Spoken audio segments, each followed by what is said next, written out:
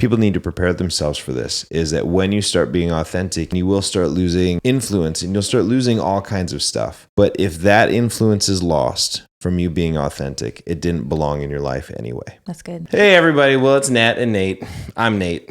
That's I'm Nat. And we're This is take 2, by the way. and we're the second podcast that we're going to do is going to be about the awkwardness of being authentic. And this came about kind of naturally because we got done with our first one and we were shocked at how awkward and uncomfortable we felt having this thing being out in the atmosphere where everybody could hear it. Yeah, it was quite the wrestle. We didn't think it would be. It kind of took us by surprise because we really try to live our lives totally authentic and, in our relationships, but it hit different for some reason. And so we just kind of want to walk through that, like what we've found in the last season, and really not just even the last season, but all of our lives of the Lord teaching us authenticity and how it's being played out right now, even in this moment. Yeah, it was really cool to see how many people are, I guess, were inspired or encouraged or whatever by just our kind of raw conversation. Yeah, and we do appreciate that, and we're thankful that you guys are engaging with us in this. It's something new, something that we feel like the Lord's leading us into, and so to get that feedback was really encouraging. But also we encourage you to disagree with us. If there's something that we say, you're like, I just don't think that's right. Please, comment, direct message us, whatever, and so we can talk about it. And that's part of this process, is wrestling in community. So yeah, I don't want to talk to you, but Natalie will. So message Natalie. You act like you don't like talking to people all day. Okay, that's true. I do, but I do like people. So when we got done with the first podcast, the biggest awkward thing is that we understand that we use different language in our spheres, and there's different beliefs. And understandings. Yeah, beliefs and understandings within Christianity that are common, that we found the Lord challenging us a little bit in this season. And I shouldn't say Christianity, right? It's like it's tradition, like our religious tradition that the Lord's been challenging us a little bit in. And similarly for me, most of the people that I talk to on a day-to-day basis are not submersed in a Christian environment, so they don't speak Christianese. And so when we were listening back to that last podcast, I was listening to some of the wording I was using. I was like, man, I can't shape my message to Christians, and I can't shape my message to people who are not Christians because I'm not talking to a single person.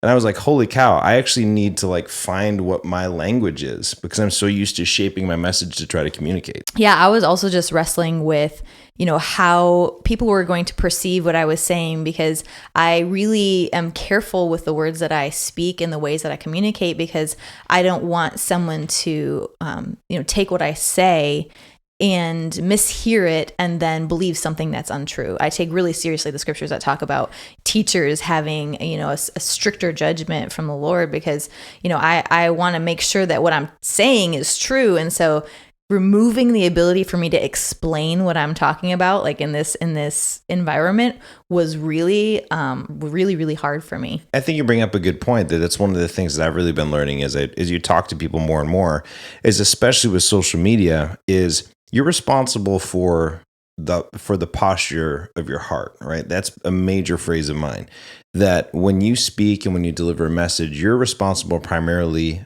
to how am I saying this? Am I saying this with intentions to help or to hurt? From a biblical perspective, one of the models that I look a lot to is Jesus. When he walked around and gave messages to people, there's often times when he'd go and he'd speak to a crowd, thousands of people. And he'd go and he'd speak this message, and a lot of people were super confused. And so after he was done, there were a select group of people afterwards that would come up to him and they'd be like, Jesus, we didn't understand what the heck you said. What? And probably, Jesus, what you said was offensive. And it was offensive, right? Because he was flipping stuff. He was flipping some traditions on its head. Yeah. And people afterwards would come up to him and say, Jesus, what did you mean? But Jesus didn't take the time to over-explain to people who didn't want to also live in relationship with him. Yeah. Which is crazy for all of us, that when you're communicating and when you're being authentic, one of the reasons authenticity is so difficult is because it requires that we be misunderstood. And to be okay with people talking behind our backs or saying things about us that are not true and to misunderstand us, knowing that the people who actually want relationship with you will approach you to try to understand what you mean. And it's a good weeding out tool too.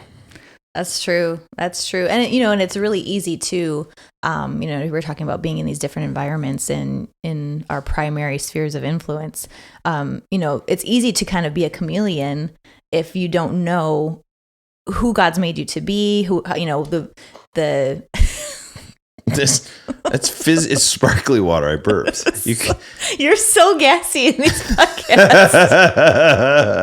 Continue. What you were saying was good. Oh my gosh, I don't even remember. Oh.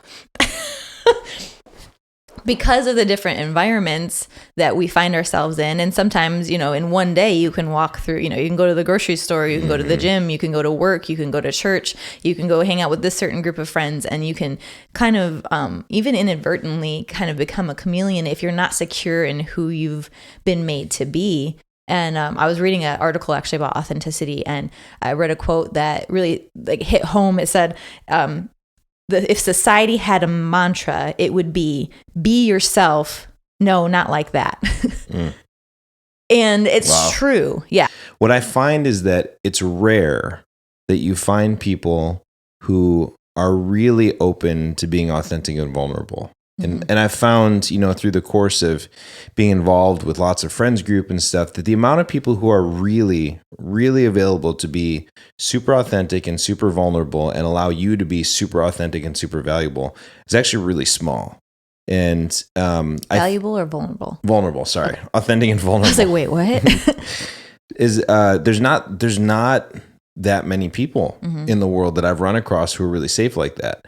And I think that people who are trying to find their identity and who are trying to find who they are and trying to be comfortable in who they are, have this process of repeated relationships where they think they can be authentic and vulnerable with somebody, but then they find out that that person is actually saying, be yourself. Oh, wait, but not like that. And being the types of people who actually allow people to be authentic and vulnerable is so powerful because it's so rare. Yeah.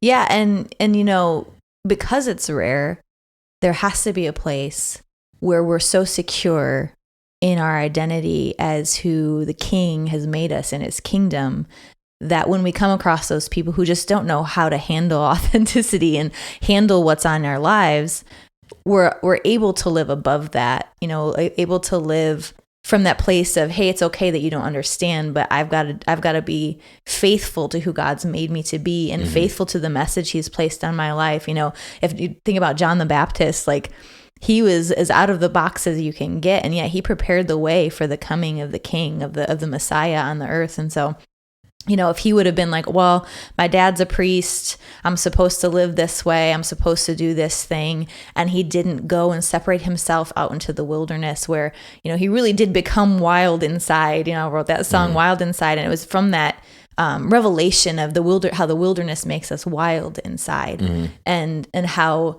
the kingdom has come to release, what he's placed inside of us. And if we don't allow ourselves to really get in tune with that, we're gonna rob the world of what he's put us in this earth in this moment for. Yeah.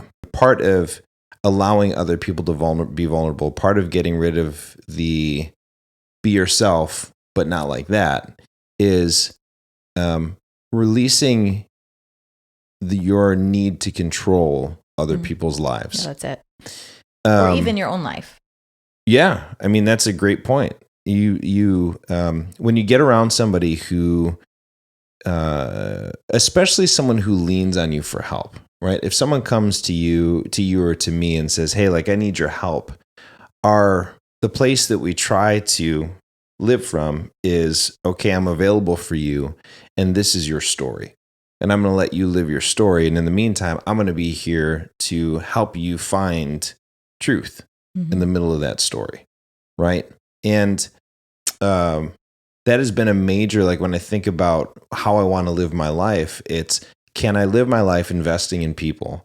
And part of that is, can I help these people find, I'm going to say their truth, but what I mean by their truth is that help people find find the fullest version of the life that they can live. Because we talked in the last podcast about the idea of there are certain people who their life is designed to, here's a great example. I'm an entrepreneur. And so there's this big push in the entrepreneurial world where they say, get away from your crappy 9-to-5 job. And that's like a common phrase. And so entrepreneurs are like, oh yeah, 9-to-5 job, that's terrible. Get away from that. But there are people who thrive in a 9-to-5 job. Like being an entrepreneur is not for everybody.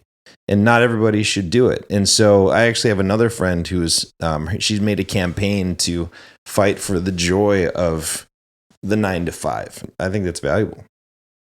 It is. And it goes back to knowing who you are and what you're called to. And I think that's, one of the things that the Lord is really bringing the body into in this season is really starting to value the unique diversity that he's woven into humanity, just the unique giftings and callings and talents and expressions of his heart.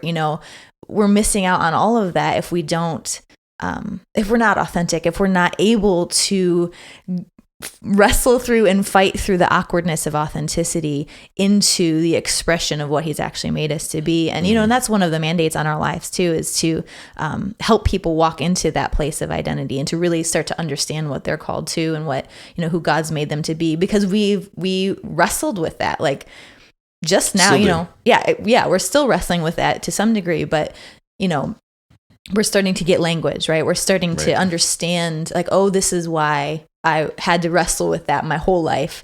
I always tell people that I envy people. I always envied people or wished I was one of the people that they feels like they came out of the womb knowing what they wanted to do. You got people that they just wake up and like, when I grow up, I'm going to be an actor or I'm going to be a music producer or whatever, whatever it is. And then they just know that from day one and they go for it and they succeed and they do the thing. And, that was never me. I was always like, well, maybe I want to do this. Well, maybe I want to do that. And it was always, God, I want to do what you have for me on my life. Even as a child, that's like what I told people when they, what do you want to be when you grow up? Whatever God wants me to be. But part of that was like, it's absolutely true. But part of it was like, I have no idea who I am. Yeah. And I think that phrase is super valuable. Like within the Christian community, the phrase, whatever God wants to do with my life. I think that's such a valuable phrase and it's right. I also think it's important to acknowledge all sides of this coin. So I want to do what God wants me to do is the base desire. And this, are you looking at my hold on hands? Is the base desire. The second part is that people can get so stuck in the idea of I want God to tell me exactly what I want to do that they skirt the responsibility of figuring out themselves and their own desires and their own wants, because if God actually made you in your mother's womb and knit you together, then he hardwired certain desires into you. And I actually think this idea of being both authentic and vulnerable, if we can challenge ourselves to constantly find that, which is uncomfortable. Very. If we can challenge ourselves to constantly be both authentic and vulnerable, I think that would actually, I don't want to say the word fix, but I think it would fix a lot of the issues that people find with being able to find their identity. Authentic, vulnerable. And the one, I'd like to get your thoughts on this, but probably the biggest number one thing that I've found in talking to people who are trying to find their authentic selves, their identity, they're stuck with their lives and they're trying to find that next platform of what would God have me do in this next phase of life. And the number one thing that I'll do is pause someone and say, hey, if you got rid of everything that you thought you were supposed to be, and you got rid of all of the layers of how you think you should be, and just were authentic and real about what you want to be, what would that be? And it is amazing the amount of freedom that people find when they're actually given permission to just say, this is what I want. Because it doesn't matter if you're in the faith community or if you're not in the faith community, everybody has these layers of things that have been put on them as expectations. Absolutely. And so now they're trying to live up to this idealized version of themselves, and they can't because it's not real and they feel lost. And when they do drive after this thing, that is an idealized version of themselves that isn't actually what they want, they feel depressed. And so the first step is to be able to actually say, you know what? I know this is hard for me because someone told me this is wrong, but this is what I really want. And that becomes a launching board, and it opens up this whole different box of like, wow, I can actually like explore what I want in life, and it can be valuable. You know, I've heard you talk about that before. And part of the thing that I love when you talk about this topic is when you talk about, you know, walking through people through that process of finding what is it that they really want. What are the, you know, some of the language you use sometimes is what is your core drivers? What are your core drivers? I love how you say, you know, what's the redeemable quality of those things? Because sometimes somebody might say, well, I just want to get rich and like whatever. And as a Christian, you know, like you read the scripture and you're like, well, that's not supposed to be my ultimate gain, is to earn money. So how would you come into aligning a desire that might seem that's authentic for you, but might seem anti-kingdom? I heard the phrase one time that the devil isn't a creator. He can only twist what already exists. And I love that phrase because every quality that we have has a positive side to it, in my opinion. I'll talk to people who think that who say that they have like major anger issues, right? And so they're like, oh, I just get angry so quickly. And I'm like, well, let's break that down. What do you get angry at? And it turns out that they get angry when they see injustices. Yeah. And so really what that is it's a righteous anger to fight against injustice. Okay, well, where could that have a positive place? And that does have a positive place. Absolutely. Let's say somebody loves money, like loves making money. And they're like, oh, you know what? I just can't make money. Like, that's not a good thing. Well, making money is a super positive thing. Because it's not money that's the root of all evil. It's the love of money and the exalting money above the Lord. Yeah. Yeah. And so if you can get that love for being able to make money and accept that that's part of who you are and actually be authentic about it and stop thinking that it's just wrong, it can actually become a gift that people can benefit from. It reminds me of the parable of the talents, you know, where the master comes and he gives his servants 3 different, increments of talents or gifts. And he goes away and he comes back and finds out what they did with them. And, you know, the one that was given the most, he has multiplied them. And the one that's given the least has just buried it in the sand because he was afraid of the master. And, you know, if we don't take the time, if we just bury our stuff and bury what he's given us, and hope that he'll dig it up and use it someday, and don't actually look and say, oh wow, I've got these, how can I use them, how can I put them to use in the kingdom, then the kingdom is not going to get its reward. Yeah. And that becomes really difficult when the talent that you're burying is one that you don't think has value. That's good. So you have a talent that doesn't look like everybody else's. And because it doesn't look like anybody else's, or in some cases, because you haven't had a mentor or a leader actually like validate it in you and tell you that it's worthwhile, there's a tendency to bury it. And I can speak from experience. I absolutely did that for a period of years, burying portions of my talent because I wasn't around people who really understood my talent. And I ended up getting connected with some people who did understand my talent. And I all of a sudden found out that I wasn't alone and that there were people all over the world who thought, like, I'd tell them about me, my weirdness, what I was struggling through. And they're like, oh, yeah. I'm like, what do you mean, oh, yeah? I'm like, oh, yeah, that's 100%. Like, I know this guy and this guy and this guy who are like this. And all of a sudden I found validation in it, but it actually allowed me to open up and actually be able to consider that the talent that I had was useful and was actually given by God for an area. Isn't it weird that we think that just because we're not surrounded by people with the same talents, that it's somehow less useful? As if God would fill a house with people who all have the exact same skills, even though we talk about verses all the time that not everybody can, you need a lot of different people to work in community. So that's striking me as strange all of a sudden. It is, but it's the fear of rejection. It's the fear of wanting to fit in. Yeah, wanting to fit in and be accepted, and so it's easy to get sucked into that if you do not know, first of all, that you were created with value, that when God created you, you already had value. That when God formed you in your mother's womb, he had all these amazing thoughts about you and plans for your life, that every day of yours was written in his book. Like, if you have that knowledge and you have that understanding of who God's actually made you to be, you're not going to waste your life trying to be like everybody else and trying to fit in to a body part you don't belong to. You know, like the Bible talks about Christ being the head of the body. And we talked a little bit about this in the last episode, but you know, each of the parts working in conjunction. And I love what Johnny Beard, a prophet that we used to know, he used to say, a pinky on the hand, now that's useful. A pinky over there, now that's just nasty. And so many pinkies and toes and arms and legs have gone missing from the body because they didn't think they fit in. So I actually had he was a high school band teacher. His name was Mr. Lee.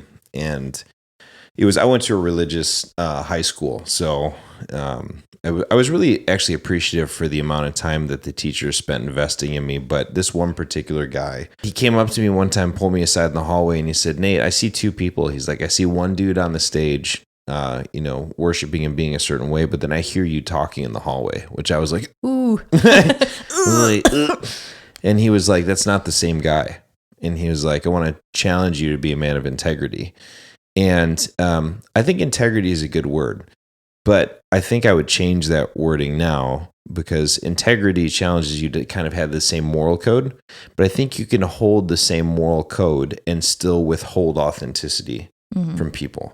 It's one thing to have the same internal morals. It's another thing to be open with people and to learn how to communicate with people despite differences. But the biggest thing is that being authentic carries with it a huge risk for loss. And human beings, I think, have a big draw to trying to maintain power and maintain control and get rid of loss. And when you're authentic, you accept that honestly communicating with people carries with it the risk of losing what they think of you as a person. You can lose them as a friend, and you can lose the power that comes with people thinking of you a certain way. Yeah, and the control of being able to, the ability to control that narrative of how control the scenario, how they see you, how they interpret you. Yeah, which is what we did in the first. That's why the first episode was uncomfortable, so uncomfortable. But and that's why we hear all the time people saying that the kingdom is countercultural, because it's really the kingdom. When we say yes to the kingdom of God, it's saying yes to admitting our weakness, admitting, that we need God, we need someone bigger than us, and that, that true strength is actually found in submitting our weakness to the cross. And if we're not able to admit that we're weak, or to, especially with people that, we're now in the stage of life where we're starting to disciple people and bring people into what he's brought us through. And if we're not able to say, man, I was really weak in this area, or I am really weak in this area, but this is what I found in my weakness, is that he is strong. And that in my weakness, when I do this, he comes in and he supports us, and he, and he encourages us, and he teaches us. But if we're always trying to put on the face and whatever, then we're not going to get it. Mm-hmm. That when you talk about what you just talked about, mentioning the idea of inviting people into your vulnerability and your authenticity, it's a tricky balance, because there are people who are vulnerable and tell you about their vulnerabilities, but they're not actually being vulnerable, which is a weird thing. They'll expose their vulnerabilities for the purpose of gaining your trust and actually leveraging their power up. And it's sneaky, right? Because those people feel like they're doing the right thing, but if they really paused and really examined themselves, they'd find out that they're actually manipulating the scenario. And when I say they, I mean I've done this in my life. Like, I can point out multiple. We just lose a light. We just lost a light. There've been multiple scenarios in my life where I have been guilty of that process, right? I've had to pause and recognize that it's a thing that I have had the tendency to want to do, and to really face it myself and recognize that I have this thing where I know that I have the ability to manipulate people. And that's like, even right, like I'm saying this on a recorded podcast, like I have the ability to manipulate people's emotions and to get them to think of me a certain way. And so one of the first places that I started facing that I started letting go of my ability to control the narrative was actually showing up to church grumpy on purpose. And there was a period. Well, not on purpose, but just if you felt grumpy. Yeah. You showed up grumpy. Yeah. Well, I mean, in that season, church was making me grumpy. So, but walking in the room and showing up with my actual grumpy face on was really hard for me. But I forced myself to do it because it's the emotion that I was actually feeling. And what I was doing is letting go of one thing that I really wanted to control, which was people thinking that I'm a godly, good person. And that was probably the hardest thing for me to let go of, is to understand that I'm going to walk in with a frown on my face. People are going to see me and they're going to ask questions. And there's going to be some commentary about me, about like wondering what's wrong with Nate? Like, is Nate okay? And being okay, letting that actually happen, was my first step to making sure that I wasn't using godly things to manipulate people. And that was hard, really hard. Yeah. Yeah. And I think, if both of us obviously have grown up in Christian community, and I think, and I don't think this is exclusive to Christianity or Christian community. This is just our experience. So I think it happened, it happens all over the globe in different communities, whereas there's this expectation of, well, in this situation, this is how we're going to act. And we have to, and especially, I think especially though, there is the tendency as Christians to be like, oh, well, he's given us joy, love, joy, peace, patience, kindness, goodness, faithfulness, gentleness, and self-control. And if I'm not exhibiting those things, then they're going to think that I'm not saved, or they're going to think I'm blah, blah, blah. Or I'm afraid they'll ask questions and then I'm going to break down because I'm really struggling and I'm just not ready to process that. Or, there's a whole bunch of different reasons why we put on the face, so to speak. But a lot of it is self-preservation, and it's that fear of being truly seen and truly known, because we don't really actually have it all together all the time. Right. But that's real. That's real life. And if we're not able to show people that, then how the heck are we going to invite them into real kingdom living? Because they're just going to be acting. It's not true. Yeah. Well, for me, right, this is the area where we went through this rough patch where I explore my own internal makeup by poking holes in the things that I've believed in a previous season. Which terrifies me. Yeah. Yes. To be brutally honest. So we'd have these conversations where you would like full out like scared breakdown and challenge the things that I was saying. And then I'd get mad at you because I'm like, I need to process this stuff. And then, but you're speaking heresy. And then you heresy. And I was like, I'm not speaking heresy. I'm trying to figure this out. One of the things that we've chosen to do as a married couple is continuously show up for each other. It's hard for us to comment on other people's spheres because we've grown up in primarily Christian-based sphere for a really long time. Well, since birth, both went to Christian schools, K through 12. Yep. So been Christians in church all our whole lives. Yeah.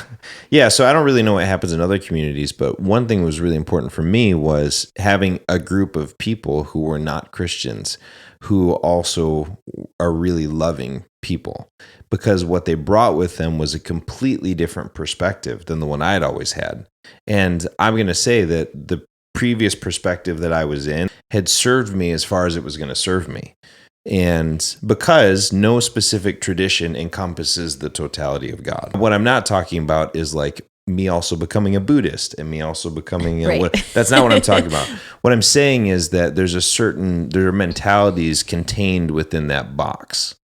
And God is way bigger than that box. I love what Richie Seltzer says about that. He says, if you honor, he was talking about how he went to Baptist church and these different, denominations because you see a lot of division in that. And I feel like the Lord's bringing that back, like bringing unity into the body in that area. But he said, if you honor a what's the word I say? A denomination, you'll receive their grace because each denomination carries a different grace for something. Yeah, that's so good. Well, and even outside of that, like there are people who study psychology as an example, right? And so being able to understand psychology just on its own has value because it shows us a different angle of our brain. And so for me, one of the most valuable things that I ended up stepping into was having groups of people in my life who didn't have my charismatic evangelical background, but cared about people a lot, chose to study human psychology to try to understand human behavior, and gave me perspectives that were super valuable. And even biblical. Yeah. So back to the idea of authenticity. I think working through the awkwardness of becoming authentic is really important for all of us because we start out our lives walking through a series of systems that are school and organized religion and teams and parents' expectations that all teach us that there's something external that we're trying to conform to. And there's a next step in the evolution of us as human beings, which is that we need to start understanding how we're built and really accepting that and becoming more authentic with that. And if you even go, I've talked to people who get to 50, 60, 70, 80s or 80 years old and have really not actually gone through this process for the first time. So once you get through college, if you haven't done that, now you get into a job and now your job is telling you who you should be. And then you get out of your job and you retire and your friends are telling you who you should be. And so going through this process of sitting with a few friends and saying like, hey, you know what? This feels awkward for me, but this is how I feel and this is what I like, I think is very important. Yeah. And I think it's important to note that, that you're going to get it wrong in this a lot. in this process of learning how to be authentic. Because there is a place where there's different levels of authenticity that you go with different people and different environments. You're not going to go into the grocery store and start spilling your guts on somebody, hopefully, unless, I don't know, maybe you need to sometime, but that's not going to be the general way that you live your life, is kind of exploding on everybody, all of what's inside of you. So there are those different kind of levels of depth that you go with people. And so I think that's important to note too, that like, yes, it's a messy process because you have to learn how to be authentic and kind of find out and go through the process of figuring out what is an expectation that I've placed on myself or that has been placed on me by a culture that other than heaven's culture, whether it's work, parents, family, friends, whatever it is, and start to remove those things, and it can get a little messy. But the other thing I wanted to talk about the awkwardness of authenticity is, as we were kind of wrestling with this as we released our first episode, I was like, honestly, I was like, almost like, Nate, take it down, because it was that uncomfortable for me to have. You did say that, didn't you, for a second? Like, maybe we should take this down. No. You texted me the next day. Like, I'm really struggling. I don't think I said part of me wants you to, but I know that's not what we're supposed to do. Yeah. That's not what we should do, but I was feeling it so deeply of like, oh my gosh, like this just feels so roll out, real and vulnerable, is what I was trying to say. But as I was kind of wrestling through that process, I was listening to my Bible app, and I started listening to the parable of the sower in Matthew 13. And, in that parable, Jesus is talking about how there's a farmer and he scatters seed on 3 different types of soil. One is the rocky soil, one is the thorny soil, and one is the good soil. And I was just thinking, as I was meditating on that scripture and on that story, I started thinking about how in this process of making this podcast and kind of letting out what's been placed inside of us, it's really like seeing the seeds grow that have been hidden. And it can be really uncomfortable because you don't see the fruit yet, right? When it first starts breaking the ground, you know that something's been planted and you're pretty sure it's good. But you're not sure 100% yet if it's a weed, or if it's fruit. And so the process of watching that thing break through the ground and coming out of that place, those seeds coming out of hiddenness, that's really the hardest part of growth. Even in a seed's life, there's the roots go down first, and then the seed has to break through the shell, or the shoot has to break through the outer shell of the seed and break through the ground. And it's a hard process sometimes. And so I think in the process of finding what it looks like for each of us to be authentic, which, by the way, looks different for everybody, which Very makes different. it more confusing and more awkward, I guess, if we're talking about the awkwardness.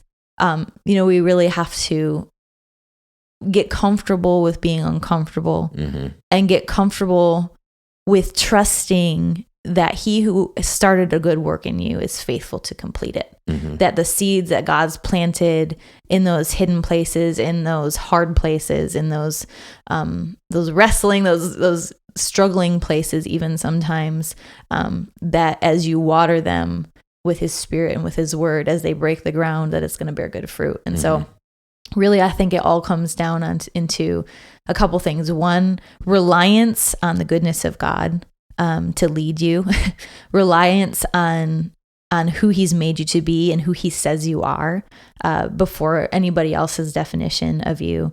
And just committing, you talked about our marriage, but committing to show up again and again for the process and let him have his way in your life. What I've realized is that if you're actually diving into authenticity, you will feel uncomfortable and you will feel awkward. And if you're the kind of person like me, I tended, before I started becoming really authentic, I thought that I was just comfortable in most scenarios, and I'm actually uncomfortable most of the time now. You just hide it really well. Yeah, people don't think I'm uncomfortable, but I actually feel awkward most of the time. But I've learned to live with awkwardness. I've learned that it's actually a positive thing, and it lets me know that I am where I'm supposed to be, rather than trying to run from it. The other thing that I wanted to give out as a tool is what really helps with going into authenticity, if you're not used to doing this yet, is starting a phrase, communicating to the person that you're talking to that this makes you feel uncomfortable.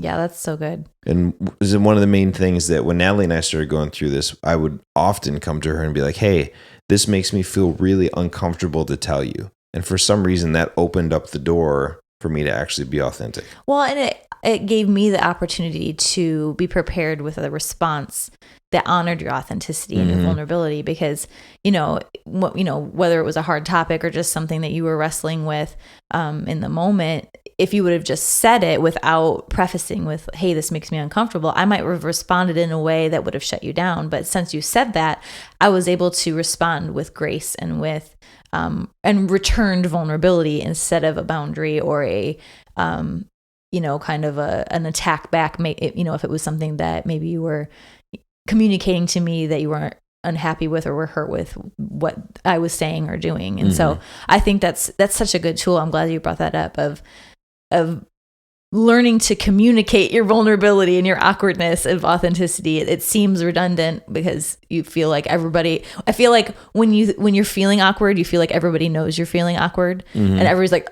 you feel like all eyes are on you and you're like, oh my gosh, they know how I feel inside. But most of the time they don't. Most of the time people are probably thinking the same thing about themselves. Yeah. This one issue of being authentic is the one area that is the key to allowing yourself to grow in an area where you're stuck.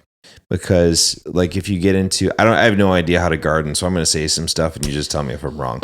Wrong. But I imagine that there are certain types of fruit and certain types of seed that need relatively little help. You basically throw them at the ground and then they grow as long as they have some sunlight and they have some rain and they have some semblance of non-frozen soil, they're going to grow. But then I'm right so far? So far, so good. Oh, good. But then you have other plants that are specialty plants that you want to make grow, and they require a lot more care. Water them at certain times. They need certain types of sunlight. They need certain whatever. And to me, it's you get to a point in your life where you've pretty much grown all the generic plants that you can. And now it's time to grow something a little bit more, I don't want to say special, but a little bit more specific to you. Mm-hmm. And those specific seeds that really make you someone draws out the beauty of your unique identity and really the gift that you are to the world, they need more care and they need more time spent understanding them. And so basically what I'm trying to say is that you can't grow what you don't understand. And you won't understand it unless you're authentic about it, because we need community to help us understand and to help us grow. That's how we were built. We were designed to live in community with each other. And another way of saying this is you can't give to God what you don't own. And I think that's why this topic of authenticity, this is so important. And it does belong as our second podcast, because it is this one, if we could get this one issue tackled of learning how to be authentic and learning how to help other people be authentic with us, I think that we as people would just grow in tremendously helpful ways. Yeah. And, just going back to what you just said about, knowing, like, you can't submit to God something that you don't know or something that you don't have or own. It's like, if you don't know what he's put inside of you, if you're not willing to go through that process of figuring it out and all the uncomfortable vulnerability, all that stuff. I love the example that you gave to me one time of, it's like asking, or your neighbor asking you to help them build a house. And you're like, yeah, I got a shed full of tools. Of course I'll help you. But you've never opened the shed. And so you might have all the tools that you need to build the house, but if you've never opened the shed, how are you going to help them build the house? Mm-hmm. I said that, huh? You did. And you're so smart. That's pretty smart. Yeah, it was good. I used it in a sermon, in fact. It was so good. But all that to say, this is something that we're very passionate about. Passionate about it because we're in process with it, and we will continue to be. There's always more levels and more stuff. It's something that we've really learned to value in our relationship and in our relationships and in our communities. And so I guess, like, the final thing, unless you have something else you want to say, nope, is just to challenge you guys to start down this path, if you haven't already, or to continue down this path of embracing the awkward of authenticity, and to find people that you can have those conversations with and say, hey, this makes me feel awkward, but this is how I'm feeling, or this is what I'm dealing with. This is what I'm struggling with. This is what I really want in life, but I don't know if it's righteous. And seeing the kind of fruit that comes from that, because I think you'll be surprised. If you find yourself surrounded by people who are not authentic, you're not authentic. And what I mean by that is that authenticity automatically breeds authenticity. If you're vulnerable, people will be vulnerable. And so if you find yourself having put up walls against people and trying to shut yourself in because you feel like every time you open yourself up, you've been bitten or backstabbed, or people haven't been authentic with you, you need to pause for a second and realize that that's what you've been doing too. I have found that as I've become more truly vulnerable and more truly authentic, and I've taken some lashings for doing that. I've been in some scenarios where I decided to be authentic, and with people that I trusted, right? And I stepped out on a limb and I decided to be authentic, and I was bitten in the exact way that I thought they were going to bite me. And what I chose to do with that was to say, okay, I understand that these people are not people who I can be this way with, but I want to be authentic in my life. And so for me, I started to move those people out of my life, and for a period of time, practice how to be authentic, because I just needed to practice that for a period of time. And it's okay to do that for a period of time. It's okay to shuffle relationships around. And it's okay to fight for authenticity. And in the middle of that whole thing, what you'll really find is that God will bring different people into your life, or he'll restore those relationships as you grow. And as you learn how to model authenticity, some of those relationships will come back and they'll see it and they'll be like, man, I see what's happening in your life and I want that in mine too. Yeah. Yeah. It's important to allow, when you, like you were talking about those conversations that you had that you got bit.